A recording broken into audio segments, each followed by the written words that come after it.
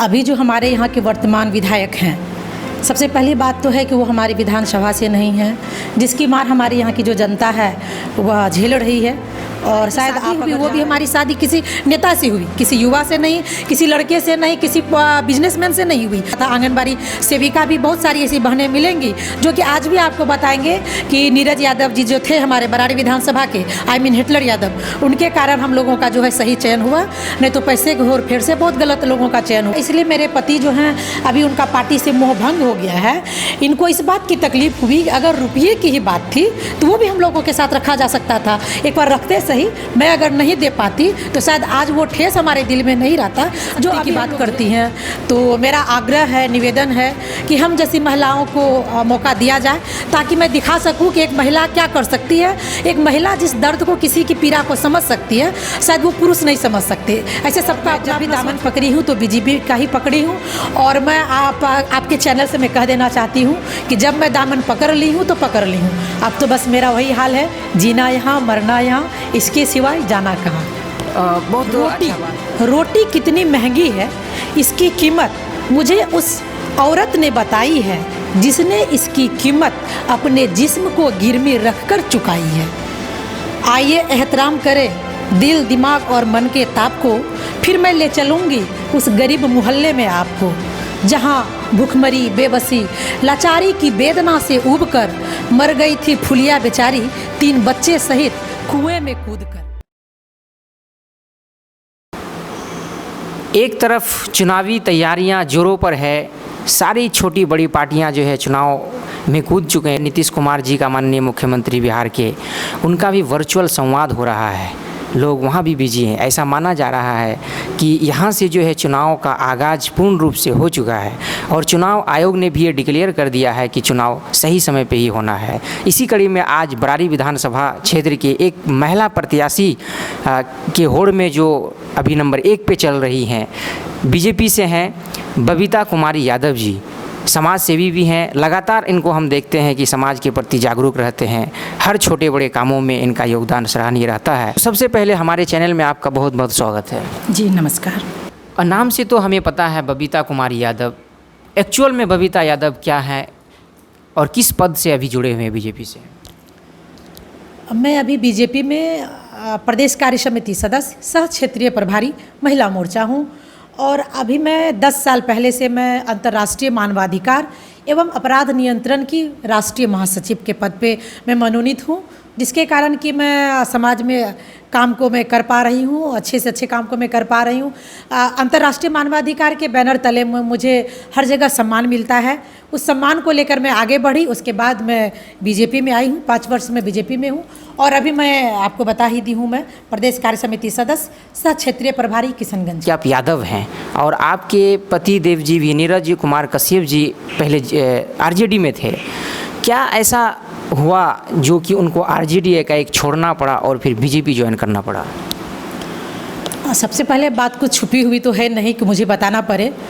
अभी जो हमारे यहाँ के वर्तमान विधायक हैं, सबसे पहली बात तो है कि वो हमारी विधानसभा से नहीं है, जिसकी मार हमारे यहाँ की जो जनता है वह झेल रही है। और शायद आप अगर जा रहे होंगे कहीं किसी क्षेत्र में, आप भी गुजर रहे होंगे या फिर यहाँ की जनता से आप भी रूबरू हुए होंगे, तो आपको भी मालूम चला होगा कि यहाँ की जनता में क्या नाराज़गी है और किस गलत फहमी में उन्होंने वोट किया और इसका रिजल्ट क्या मिला। हमारे पति जो थे आरजेडी के, वो प्रबल दावेदार माने जाते थे, कद्दावर नेता माने जाते थे और पूरा उनका ही चांस था टिकट मिलने का आरजेडी से।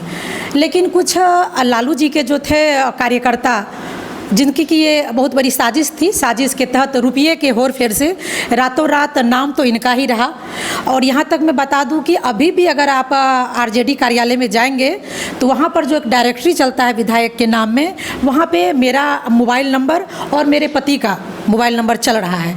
नाम भी इनका रह गया नीरज यादव और बायोडाटा इनका रह गया, मोबाइल नंबर इनका रह गया, पैसे के होर फेर से सिर्फ चेहरा बदल दिया गया। तो क्या ऐसा आप सीधे तौर पे कह रही हैं कि दोनों का जिस तरीके से नाम सेम है, वर्तमान विधायक जी भी नीरज कुमार नाम है उनका भी, तो क्या ये नाम के चलते हेर फेर हुआ या सही मायने में जो है पैसे का खेल हुआ कि पैसे दे के जो है नीरज यादव जी टिकट लेके चले गए? हाँ, ये बिल्कुल ही दिमागी चाल चला गया, यानी कि पैसे की तो बात थी ही, तो लेकिन ऐसा था कि लालू जी का आश्वासन इनको मिला था कि ठीक है हिटलर तुम जाओ, जबकि उससे पहले के रैली का कार्यक्रम हुआ था, उसके बाद लालू जी ने इनको आश्वासन दिया कि ठीक है हिटलर तुम जाओ अपने क्षेत्र में तैयारी करो और फिर जो होता है हम तुम्हारे लिए देखते हैं। तो फिर इनके बाद ये आए, क्षेत्र में लगे रहे काम में, और ऊपर तक भी हम लोगों को जहाँ तक बात हो रही थी तो चर्चा में आ रहा था कि बरारी विधानसभा से नीरज यादव का नाम आ रहा है। तो बरारी विधानसभा में तो और कोई नीरज यादव था ही नहीं, और आज से नहीं, हमारे पति जब 20 साल की उम्र से थे उस टाइम से ये राजनीति कर रहे हैं। यहाँ तक कि हमारी जो शादी हुई वो भी हमारी शादी किसी नेता से हुई, किसी युवा से नहीं, किसी लड़के से नहीं, किसी बिजनेसमैन से नहीं हुई। हमारी शादी एक नेता के साथ, लीडर के साथ हुई थी। और 20 साल की उम्र से आज तक हम लोग का जहाँ घर पड़ता है, जो हमारा ग्रामीण क्षेत्र है, जो इलाका है, बाढ़ पीड़ित एरिया है, हर साल बाढ़ पीड़ितों को भोजन देना, उनका आवास का रखरखाव करना, घर बनाना, कपड़े का वितरण करना, भोजन का वितरण करना, और यहाँ तक कि ना जाने अभी तक की उम्र में हम लोगों ने कितनों का शादी कराया, कितनों का श्राद्ध कराया। फिर थोड़ी बड़ी जो बात होती है जनता के साथ, जैसे ब्लॉक का काम हो गया, थाना का काम हो गया, यहाँ तक कि शिक्षक नियोजन कहा जाए, आंगनबाड़ी कहा जाए, और जितने भी गरीब मजलूम होते हैं, जिसके साथ कितनी भी अत्याचार होती है, वैसे जनता मेरे पास आते हैं। हमारे पति ने थाना का घेराव, ब्लॉक का घेराव, ऐसे ऐसे कार्यक्रम इनका होता रहा है, और इनके कारण जो है जितने भी गलत नियोजन के तहत हुआ था, आंगनबाड़ी सेविका भी बहुत सारी ऐसी बहनें मिलेंगी जो कि आज भी आपको बताएंगे कि नीरज यादव जी जो थे हमारे बरारी विधानसभा के, हिटलर यादव, उनके कारण हम लोगों का जो है सही चयन हुआ, नहीं तो पैसे के घोर फेर से बहुत गलत लोगों का चयन हुआ। पैसे के खेल से मुझे एक बात याद आ रही है कि आप जैसे समाज सेवी जो लगातार समाज से जुड़ी हुई हैं और काम कर रही हैं, और जनता आपको पसंद भी कर रहे हैं, तो अगर आप लोगों के पास पैसा नहीं है और पैसे का अगर खेल से जो है टिकट खरीद फरोख्त हो रहा है, तो इस स्थिति में फिर आप लोग अपने आप को कहाँ देखते हैं? नहीं, ऐसा आप ना बोले कि पैसे की बात नहीं, क्योंकि अगर मैं आज तक इतनी राजनीति की हूँ तो साफ जाहिर है कि मैं अपना पैसा ही खर्च कर रही हूँ, उतना है। लेकिन दुख इस बात का हुआ, इसलिए मेरे पति जो हैं अभी उनका पार्टी से मोह भंग हो गया है। इनको इस बात की तकलीफ़ हुई, अगर रुपये की ही बात थी तो वो भी हम लोगों के साथ रखा जा सकता था, एक बार रखते सही। मैं अगर नहीं दे पाती तो शायद आज वो ठेस हमारे दिल में नहीं रहता जो अभी हम लोग झेल रहे हैं। कि सब दिन हमने काम किया, जहाँ तक कि कोई भी जनता बताएंगे आज तक कि हम लोग कभी किसी से 2 रुपये लिया नहीं, जहाँ तक दिया हमने कभी किसी से लिया नहीं। तो उतना भी क्षेत्र में हमने जनता के पीछे खर्च किया। खैर इतना तो हम जान रहे हैं कि राजनीति में कहाँ क्या चलता है। अगर रुपया ही लेना था तो एक बार मेरे से भी बात रख लेते, मैं दे पाती हूँ या नहीं दे पाती हूँ, कम से कम इतना हक तो मेरा भी बनता था। यदि मैं नहीं दे पाती तो शायद आज जो दंश मेरे अंदर है ये नहीं रहता, फिर मैं कॉम्प्रोमाइज़ करती। चलो मेरे पास पैसा नहीं था इसलिए मैं टिकट नहीं ले पाई। बरारी विधानसभा में उम्मीदवारों की लिस्ट बड़ी लंबी चल रही है, जदयू की तरफ से भी दावेदारी की जा रही है और बीजेपी की तरफ से भी। क्या लगता है बबीता यादव कहाँ अपने आप को देखती है टिकट के होड़ में? देखिए, मैं काम पे विश्वास रखती हूँ, मैं आशावादी हूँ, निराशावादी नहीं हूँ। और मैं जनता से भी सबसे मैं अपील करूँगी कि आशावादी बने, निराशावादी ना बने। राजनीतिक है, चुनाव है, बस यूँ ही आते जाते रहता है। फिर ऊपर में जो हमारे शीर्ष नेता बैठे होते हैं वो बहुत तरह का गणित का हिसाब जोड़ करते हैं, उसके बाद वो कैंडिडेट का चयन करते हैं। तो ऊपर में जो हमारे शीर्ष बैठे हुए हैं वो क्या कर रहे हैं, क्या सोच रहे हैं, किस पक्ष में वो निर्णय लेंगे, ये कहना मुश्किल है। लेकिन मैं काम कर रही हूँ, जनता के बीच हूँ, और मैं अपने काम के दम पे अपनी इस मुकाम पे पहुँची हूँ। और फिर जनता अगर हमको चाहती है तो कहीं ना कहीं मैं उस लायक हूँ, मैं अपने आप को बनाई हूँ काम के बदौलत।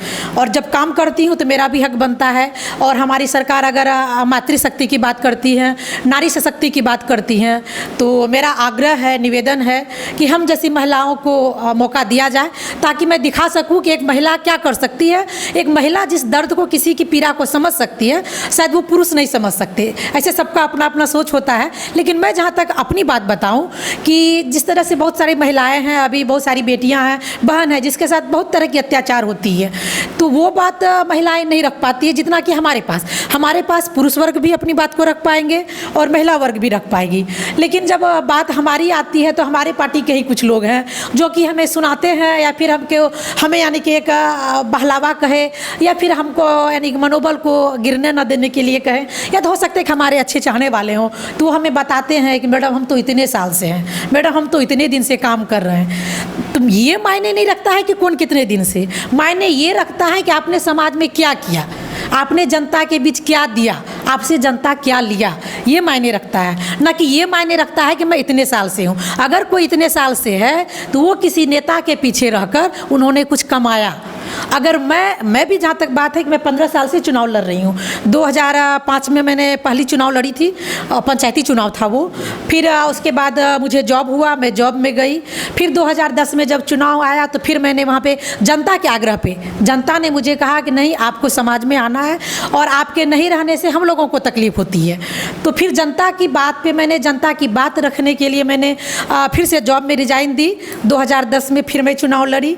फिर अभी तो ये 2015 में तो जो होना था जाति समीकरण के अनुसार फिर मैं छट गई। तो 15 साल से मैं यानी कि समाज सेवा में लगी हूँ। रही बात पार्टी का सिंबल जहाँ तक बात है, ये मैं 5 साल से बीजेपी में हूँ। इससे पहले मैं कहीं नहीं थी और मैं जब भी दामन पकड़ी हूँ तो बीजेपी का ही पकड़ी हूँ। और मैं आपके चैनल से मैं कह देना चाहती हूँ कि जब मैं दामन पकड़ ली हूँ तो पकड़ ली हूँ। अब तो बस मेरा वही हाल है, जीना यहाँ मरना यहाँ, इसके सिवाय जाना कहाँ। जैसे आप जिस क्षेत्र से आती है बरारी विधानसभा से, और ये मुस्लिम बहुल इलाका है, मुस्लिम वोटरों की संख्या बहुत ज़्यादा है, और आप जिस पार्टी से जुड़ी हुई हैं बीजेपी, क्या आपको लगता है कि बीजेपी में आप जुड़ के जो मुसलमान वोटर है उनका भरोसा को जीत पाएंगी? देखिए, यहाँ तो मैं जाति की बात नहीं करूँगी और पार्टी की बात, काम की बात मैं करूँगी कि काम कौन कहाँ क्या कर रहा है। मुझसे भी बहुत लोग सवाल करते हैं कि मैडम आप यादव हैं, यादव हो क्या, आप बीजेपी में कैसे चली गई, आप इतना अच्छा कर रही हैं फिर भी आपको नज़रअंदाज किया जाएगा बीजेपी में, क्योंकि यहाँ पे जातिवाद होता है। पर मैं ऐसा नहीं मानती हूँ। रही बात कि मैं बीजेपी में कैसे आई, तो मैं आपको वहाँ से मैं ले चलूँगी। रोटी कितनी महंगी है, इसकी कीमत मुझे उस औरत ने बताई है जिसने इसकी कीमत अपने जिस्म को गिरवी रखकर चुकाई है। आइए एहतराम करें दिल, दिमाग और मन के ताप को, फिर मैं ले चलूँगी उस गरीब मोहल्ले में आपको, जहाँ भूखमरी, बेबसी, लाचारी की वेदना से उबकर मर गई थी फुलिया बेचारी 3 बच्चे सहित कुएं में कूदकर। तो आप क्षेत्र में किन मुद्दों को लेकर जाएंगे? जैसे कि आप लगातार समाज सेवी हैं और समाज के लिए आपने काम किया है, बीजेपी में जुड़ी हुई है। आपसे अगर पूछा जाए कि बीजेपी का सिंबल को लेकर और नरेंद्र मोदी जी के नाम को लेकर आप जो है लोगों का भरोसा जीतेंगे, या खुद में आपने जो 5 साल में काम किया या इससे पहले से भी किया, आप अपने बलबूते जाएंगे? क्या रहेगा आपका मुद्दा? सबसे पहले तो हमारी जो अस्तित्व है, मेरी जो पहचान है वो अपने बलबूते पे है। क्योंकि मैं पार्टी तो मैं बता रही हूँ कि आज मैं 5 साल पहले ज्वाइन की हूँ, पर एक समाज सेवी मैं 15 साल से हूँ।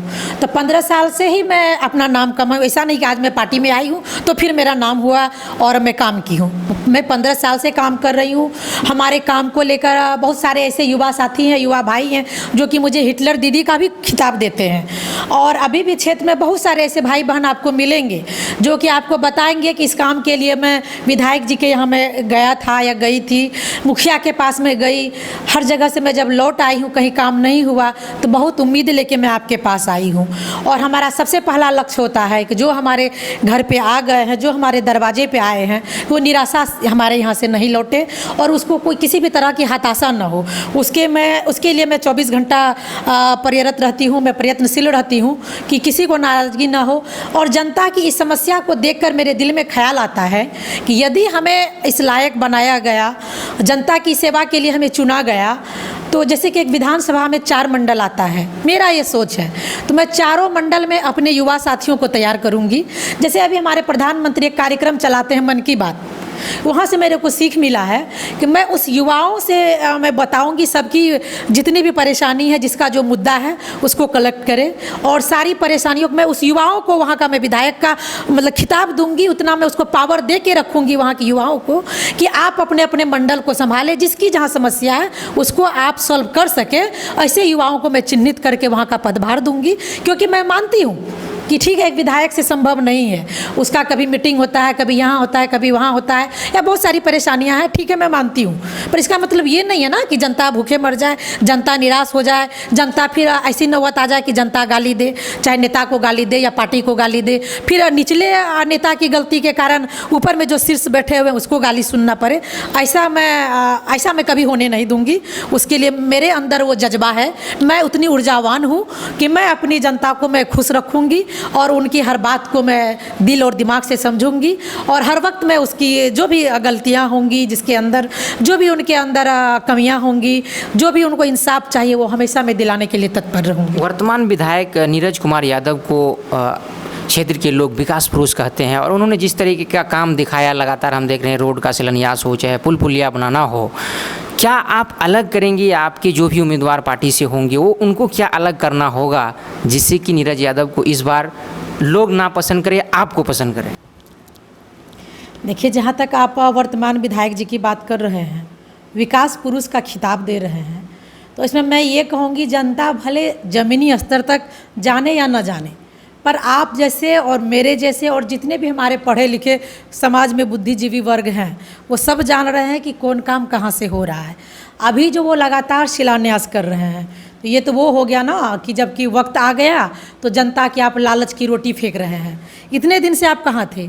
इतने दिन से क्यों आप सोए हुए थे?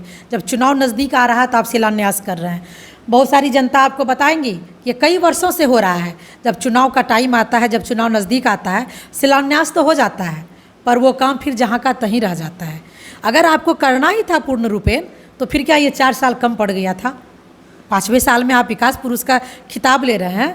दूसरी बात मैं ये बता दूं कि अभी जो भी कार्यक्रम हो रहा है ना, ये मुख्यमंत्री के फंड से आ रहा है, लेकिन विधायक का जो खुद आता है फंड विकास का, वो कहाँ गया?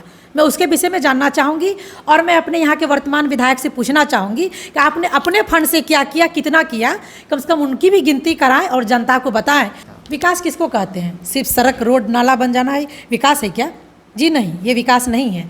और रही बात सड़क की, तो खैर अब शायद ही कोई गांव, गली, मोहल्ला इस सड़क और रोड से वंचित रहा होगा कि जहां नहीं है। कुछ वर्ष पहले ये बात थी, लेकिन अब ये प्रधानमंत्री योजना के तहत, मुख्यमंत्री योजना के तहत मेरे ख्याल से हर गांव, अभी तो मुखिया ला रहा है, हर गांव जहां भी वो छोटा सा गली रहता है, रास्ता रहता है, उसको भी देख रहे हैं मुखिया खोज खोज के निकाल रहा है, क्योंकि जब काम करेगा तो कमाई होगा, तो वो तो अपने कमाई के हिसाब से खोज रहा, काम कर रहा। उसको मैं विकास नहीं मानती हूँ।